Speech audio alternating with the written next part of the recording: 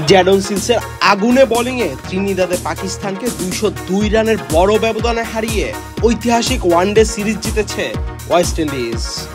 মঙ্গলবার তৃতীয় ও সিরিজ নির্ধারণী ম্যাচে প্রথমে ব্যাট করে স্বাগতিকরা 50 ওভারে 6 উইকেট হারিয়ে রান তুলে 294। জবাবে পাকিস্তান গুটিয়ে যায় মাত্র 92 রানে।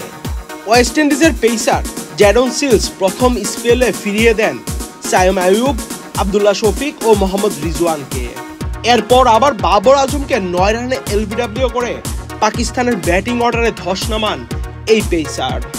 শেষ দিকে হাসান আলী ও নাসিম শাহকে আউট করে কেরিয়ার সেরা বোলিং ফিগার নিয়ে ম্যাচ শেষ করেন ওয়েস্ট ইন্ডিজের জ্যাডন সিলস।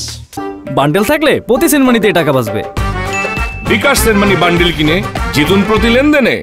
মাত্র 18 রান দিয়ে তিনি তুলে নেন 6টি উইকেট। সিলসের পাশাপাশি বাহাতি স্পিনার মতি নেন 2টি উইকেট। শেষ ব্যাটার আবরার আহমেদকে রান আউট করে জয় নিশ্চিত করে রস্টন চেজ। এর আগে টসে জিতে ফিল্ডিং এর সিদ্ধান্ত নেয় পাকিস্তান। 68 রানে 3 উইকেট হারিয়ে বিপদে পড়ে ওয়েস্ট ইন্ডিজ।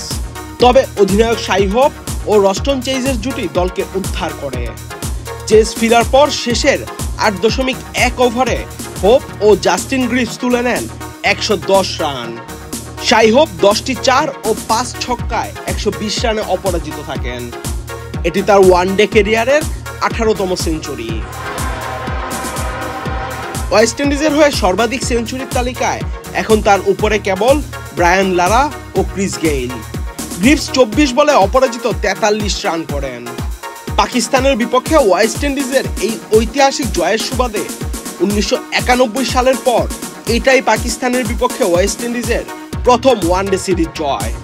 দীর্ঘ 34 বছর পর পাকিস্তানের বিপক্ষে ওয়ানডে সিরিজ জিতে ওয়েস্ট ইন্ডিজ দলকে দেখা গেল বর্ণিল উদযাপন করতে। আহমেদ শাফি, চ্যানেল আই।